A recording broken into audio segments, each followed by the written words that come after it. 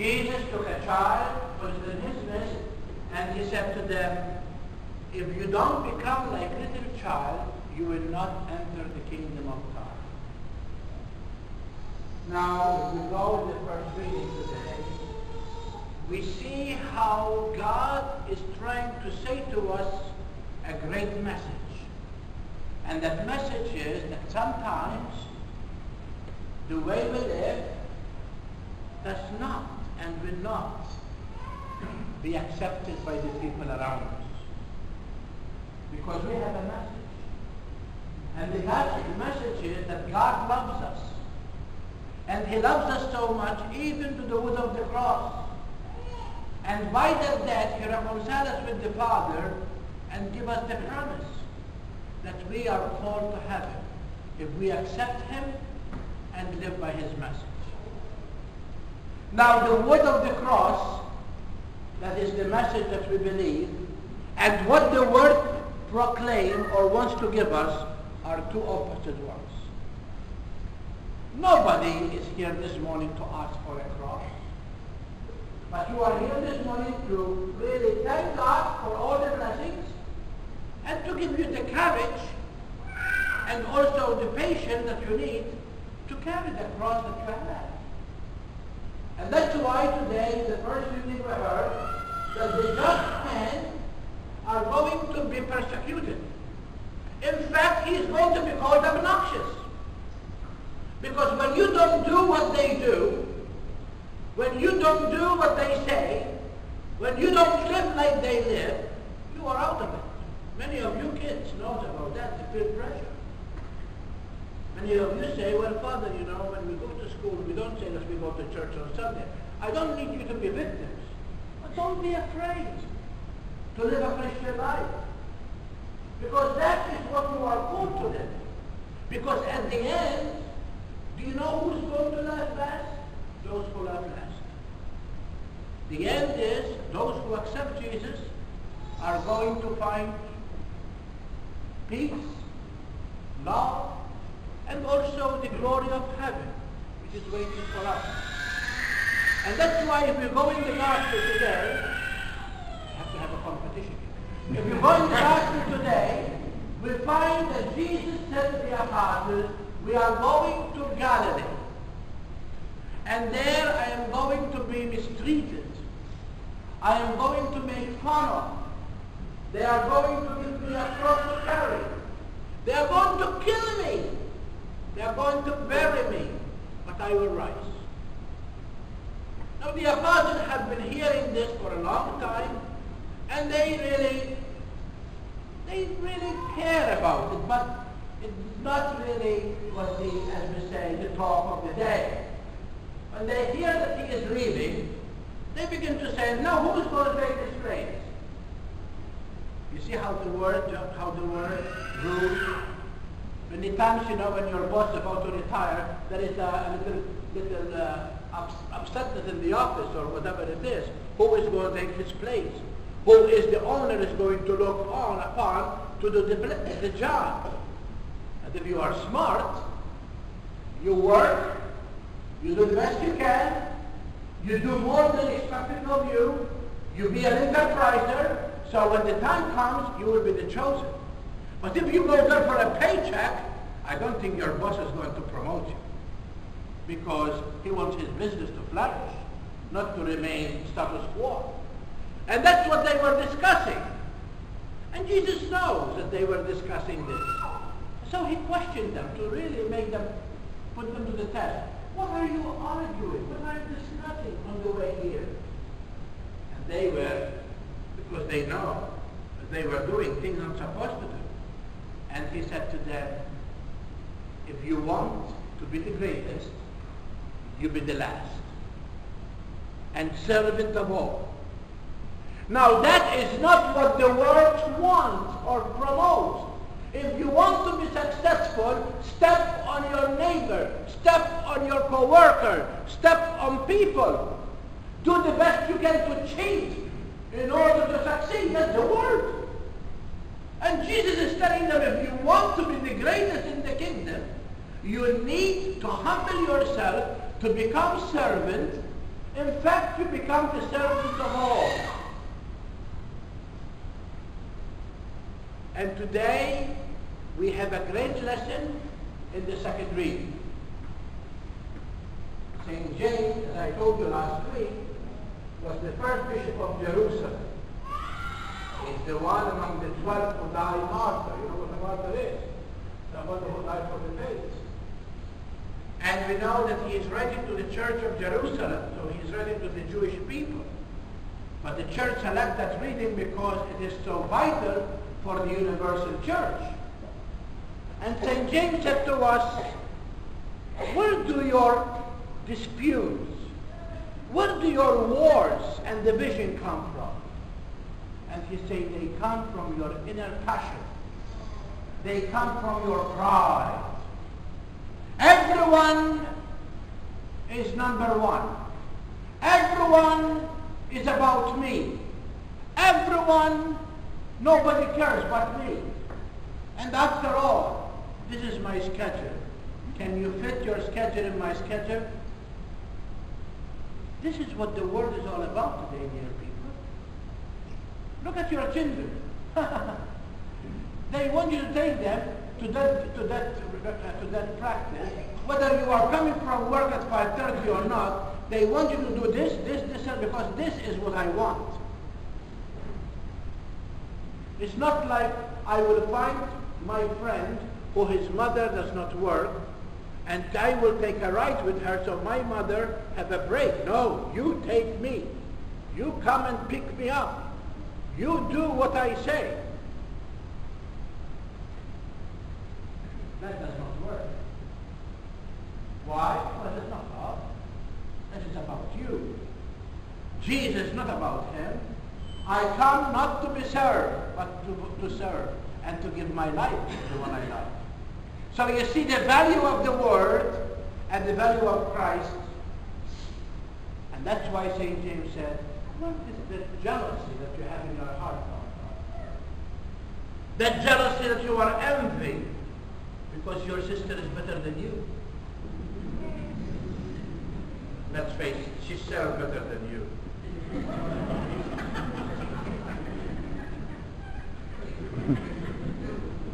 But you are taller than her. You know what they say? Good things come in small things. All right. But the other thing, they are good kids. But the other thing is this. It's a joke. The other thing is that St. James said to us, where does jealousy come from? Because I am jealous because my brother has $10 more than me. I am jealous because in the driveway of my neighbor there are 2 nice-looking cars. I am jealous because my neighbor do not go to church. Her children are on drugs. They are all alcoholic because I see them go in the garage and get bumped. Many times they come at night and you make noise and all the kinds of nonsense. And God bless them because they have more than they want. And I live by the law of God, and I cannot even make it. What's wrong with my God? What's wrong with this picture? My dear people, the jealousy is not going to get you nowhere. If they have $10 than you, I think you need to rejoice if your brother has $10 than you. Because if you need some money, you can tell him, bro, can I have something because I don't have this to pay? And he will offer and he will help you. Not only because he is blood, but because he really cares for you. And the same thing with people who kill. Oh my dear Lord, kill is not killing with the sword.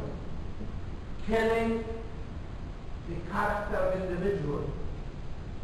We call it assassination of character. And that exists among you young people. When you don't like somebody, you begin to say somebody has this and have that and have that. Oh, look how that he looks. What's wrong with you? You go with her? Oh, you don't know, but I know about her. And you can really a piece of work.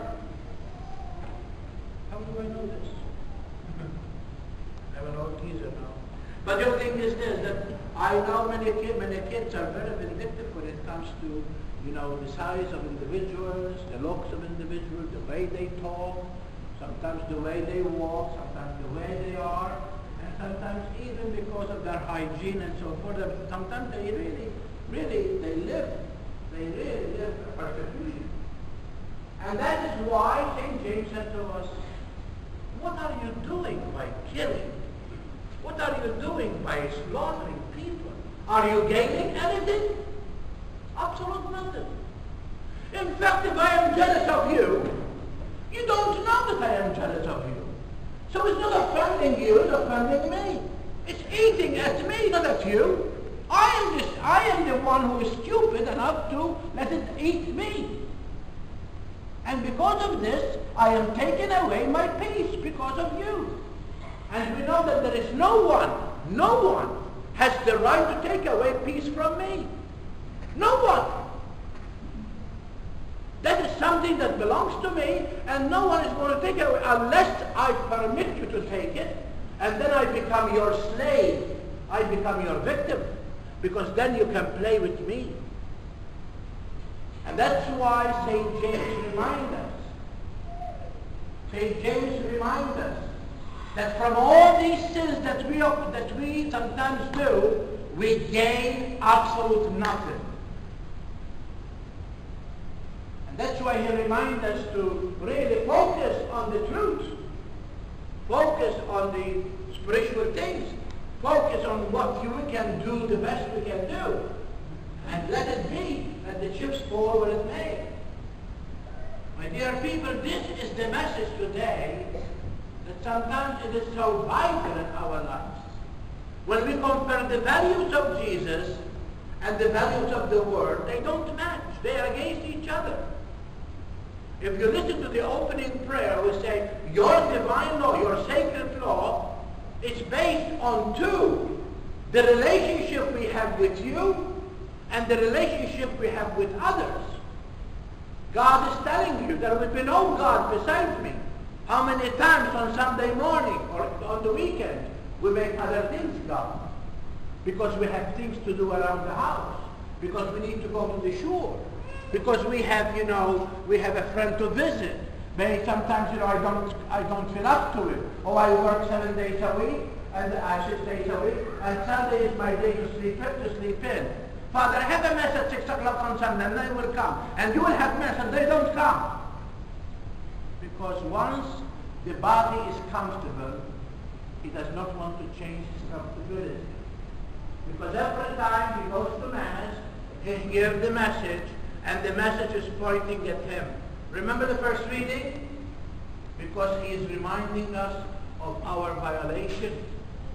He is telling us that our training, the way we were trained, is not good. He is telling us that we need to change. And change is hard for me because I don't want to change. Jesus said the deaf is that person who has ears but does not want to hear. That is the deaf. Not because you are deaf, because physically you are deaf. And that is what the Lord is saying to us. Sunday is my day. Give it to me. And if you give it to me, I will bless you. If you give it to me, I will shower you with love. If you give it to me, I will give you all that I have. In fact, I gave you my son. That's my love for you. Look how much I really love you. He's telling you to keep holy his name. His name is sacred. He said to Moses, go and tell Pharaoh, my name is I am who I am. Jesus said to us, and when you pray, you say, our Father who art in heaven, your name will be holy. Jesus said, the God said to us, give me my due. I gave you everything. What I want you is to respect my day. That is the relationship we have with God. Now there's another relationship that reflects the love of God, because many people say, well, I love God, I go to church, I don't care about others. Look at the cross. It's vertical, but it's horizontal. You cannot go to God by yourself. Can you baptize yourself? No. Can you, what's it called? Go and hear confession by yourself? I wish I can. You see, we are a personal church. And that's why Jesus said, you come to the Father through others. And that's why he came to embrace us and to really make us understand that the love of God is based on the love of one another. If I love, do you think I will find in my heart to steal from you? If I love, do you think I find in my heart to lie to you? If I love, do you find in your heart that I don't respect you as a parent? If I have love, do I cheat on you and covet your wife or covet your husband? That's not love. So you see, if you have love, the love that Jesus gave us is what really pushes us to do more and more and more of his love that we receive from him, and he is asking us now to give it to the world. My dear people, this is the message that today the church wants to present to us. That the values of the world and the values of Christ are opposed to each other. Unfortunately, the way to our salvation is one, and that is through the way of the cross. If you want to follow me, take up your cross and follow in my footsteps. Suffering many times comes to us from different angles. Sometimes we bring suffering for ourselves. Sometimes you are the only problem and the enemy to yourself. Doctor said to you, don't eat this product, don't eat this, take this medication, exercise. You leave the office and say, thank you, doctor. The insurance pay 80%, you pay the rest if you have to pay, and you say, the heck with the doctor, I do what I want. And then all of a sudden, you have a heart attack. You have a stroke. And you blame God that God is not good to you. If you have a lineage of inheritance who have blood pressure, cholesterol, diabetes, and you don't keep it under control, don't blame God, but don't blame you. Because you are the one who are told to do so, but you don't want to. Sometimes the suffering is from our loved ones. And this is very important. The people that you love most are the people who hurt you most. That's all. The people that you love most are the people who hurt you most. Let us take, for example, a couple, a husband and a wife. In their beginning of their marriage, mostly, you come from work, you have obnoxious boss who demand the impossible.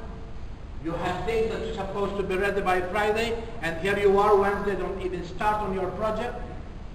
Friday comes and you don't hand the project to the boss, and he begins screaming and yelling and tell you that if you don't do it again, you are going to be laid off, and never. You come home, worried that you are going to be laid off, and what you do? You lay into your wife. The dinner is not ready. You can come here. Why don't I talk to me? Why? Because we bring the job home.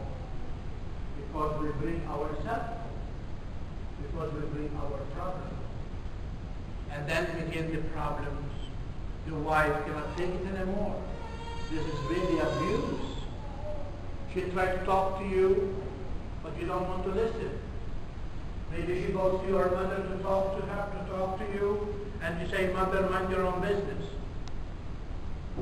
When the things aggravate and she wants to go for counsel, you begin to say, I have no problem. You have the problem. You go yourself. Is not what takes place in the family? The same thing is with the children. The same thing with communities. same thing is wherever we are. And that's why, dear people, we need to understand that we need to have a good relationship with God. But that relationship begins with the relationship with one another. And then, if you tell me that you love God, I'd love to see what we said last Sunday, evidence of that. And the evidence is how much you love others, how much you care for other people, how much you are ready to say no to you in order to give yourself to others in service. If your love for others is vivid, your love for God is vivid.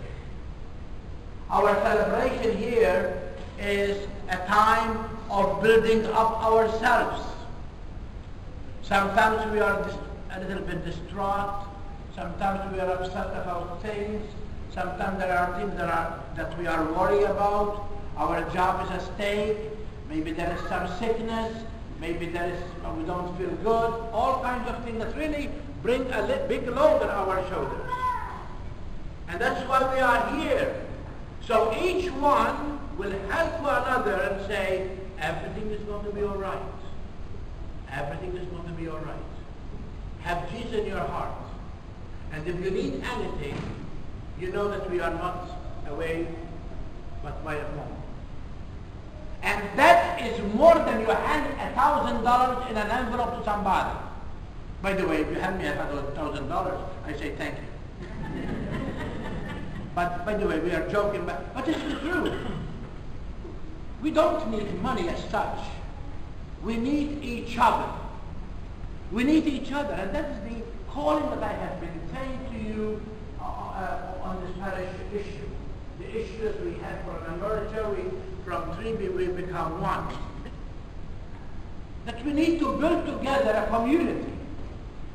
You know, I went to this merger meeting this past Thursday, and really, when I go to this meeting, I don't know why, but I get depressed. They say that they have people from wall to wall, the church is all packed.